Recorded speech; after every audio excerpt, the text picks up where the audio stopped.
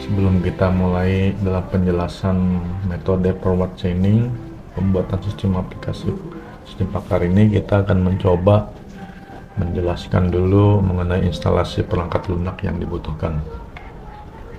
Hal yang paling mudah, perangkat lunak ini kita akan bahas secara detail apa saja yang dibutuhkan untuk membuat rancangan sistem aplikasi Pakar yang telah dibuat pada bab sebelumnya. Yang paling pertama adalah yang kita butuhkan yaitu Java Development Kit atau JDK. Sebelum kita menginstal JDK ini, maka kita harus mengunduh file master dari perangkat lunak melalui website resminya. File JDK yang berjalan dengan stabil adalah versi Java SE yang digunakan 12.0.1. Jadi langsung saja Java SE 12.0.1.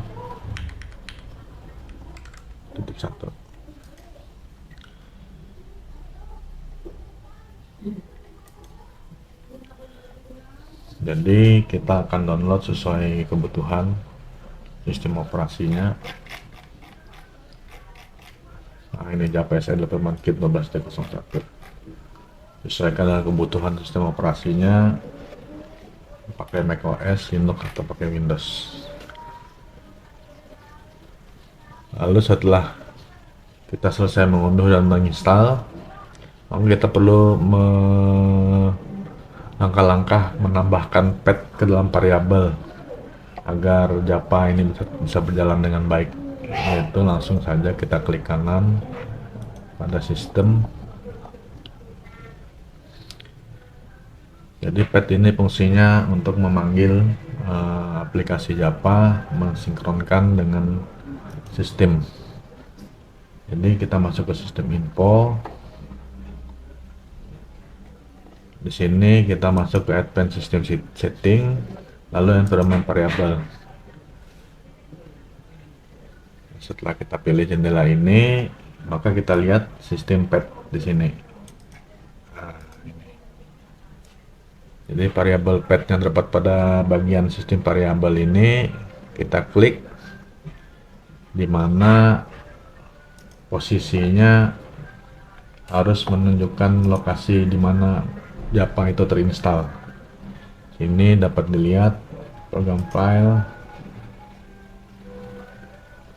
kita install di command file Java pet, kita cek.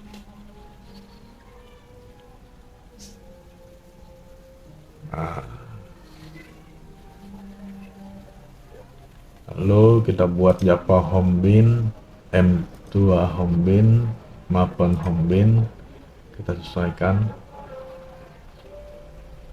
Java pet kita ketikkan. Setelah selesai kita oke.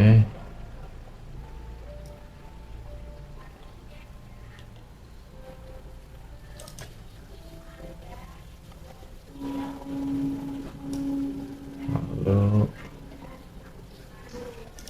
Java home kita setting di mana lokasi Java itu di program file Java SJDK 18021. Bisa kita cek program file Java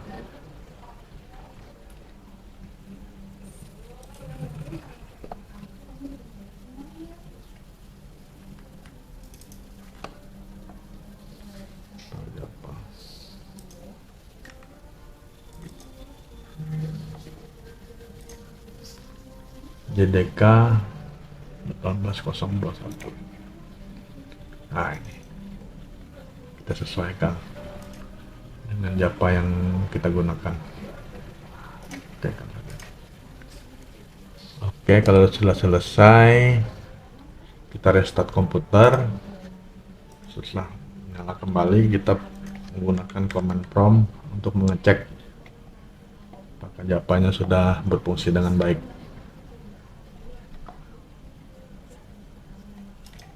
Prompt.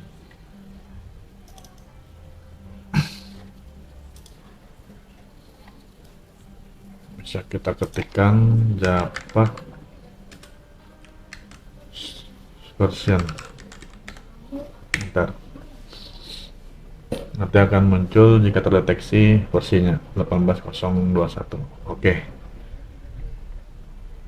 Sementara itu dulu untuk instalasi Java. Nanti akan kita lanjutkan ke instalasi Apache NetBeans.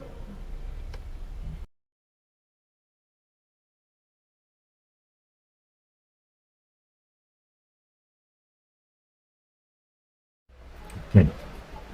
Kita akan coba aplikasi editor Python menggunakan Apache NetBeans. Aplikasi ini salah satu aplikasi editor yang sering dipakai untuk membuat bahasa-bahasa Java ya. Bahasa Java bisa, bahasa Python juga bisa. Dan setelah kita download, harus kita konfigurasi lagi, masuk ke menu tools, menu plugin. Di sini nanti kita akan aktifkan Java SE, fitur Java SE. Setelah fitur Java SE ini aktif, maka kita bisa menggunakan bahasa pemrograman Python. Bahasa pemrograman Java. Ini kita aktifkan. Kita centang. Yes. Oke. Ini itu saja untuk instalasi NetBeans-nya. Nanti kita akan lanjutkan untuk instalasi SAM server.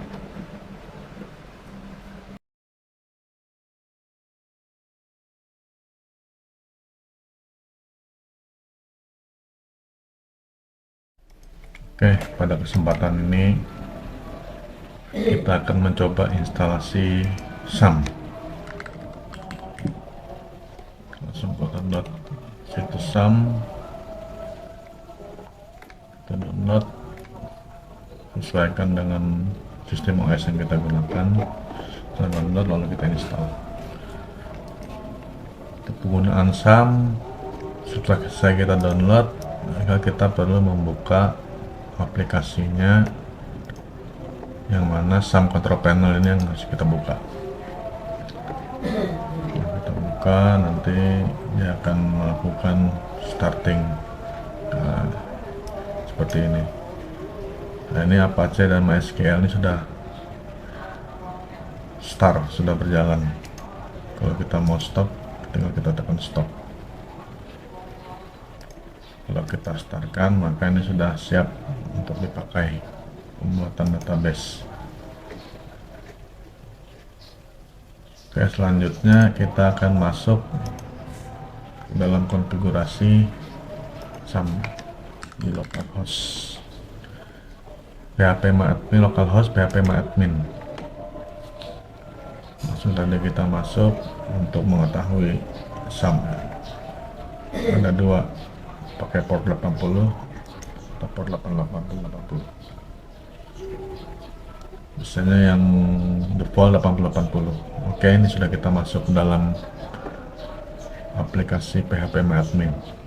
Di sini kita akan membuat tabel untuk database sistem pakar menggunakan Power Chaining. Oke, itu saja, nanti kita lanjutkan lagi pada pembuatan database dan penjelasan metode Power Chaining. Oke.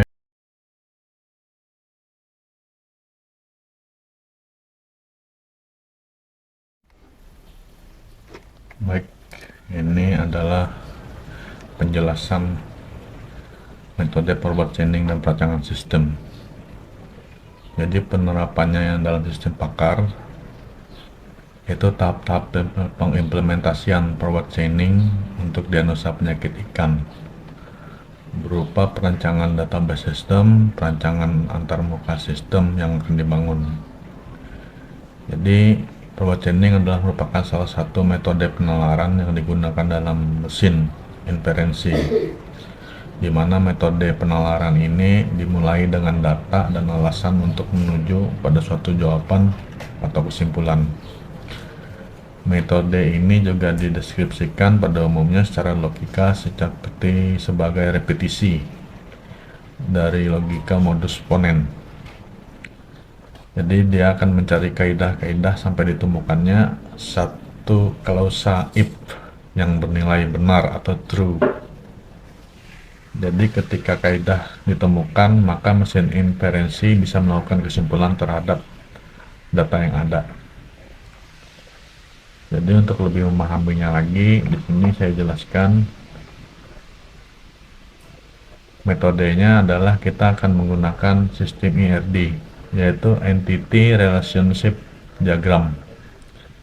Jadi perancangan ini sangat berkaitan erat dengan struktur database yang akan terdapat yang akan kita buat nantinya. Jadi di sini dijelaskan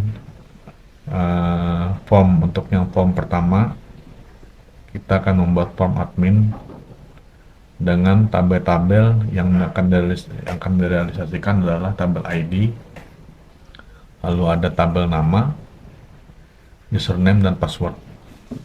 ID ini kita jadikan sebagai primary key dalam tabel ini. Lalu tahap pengelolaan data ada dua. Yang pertama tahap mengolah untuk menginput data, dan kedua tahap mengelola untuk memanfaatkan sistem pakar dengan memasukkan gejala-gejala yang ada.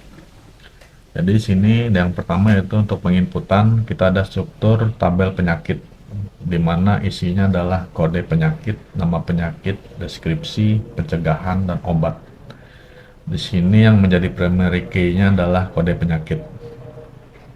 Lalu yang kedua, masih di posisi tabel input yang sama, ada tabel gejala penyakit. Gejala penyakit ini kita buat menjadi 3 tabel, yaitu ada tabel ID, tabel kode penyakit, dan tabel kode gejala.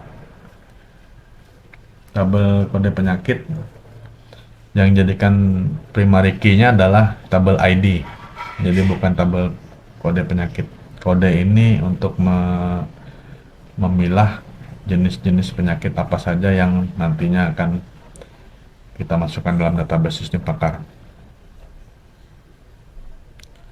Itu saja penjelasan untuk sistem ERD. Selanjutnya kita akan menjelaskan lagi mengenai pembuatan database pada MySQL atau pada tabel PHPMyAdmin. Oke, tutorial kali ini kita akan membuat database menggunakan PHPMyAdmin. Kita buka localhost port 8080 PHPMyAdmin. Kita akan ke file ini. Yang pertama-tama kita akan membuat file database, yaitu file database untuk sistem pakar. Kita lihat ini sudah saya buat sebagai contoh, bisa kita buka. Kita buat dengan nama DB sistem pakar. DB sistem pakar ini nanti akan memuat tabel-tabel yang akan kita gunakan dalam pembuatan sistem database sistem pakar. Tabel ini cukup lumayan ya,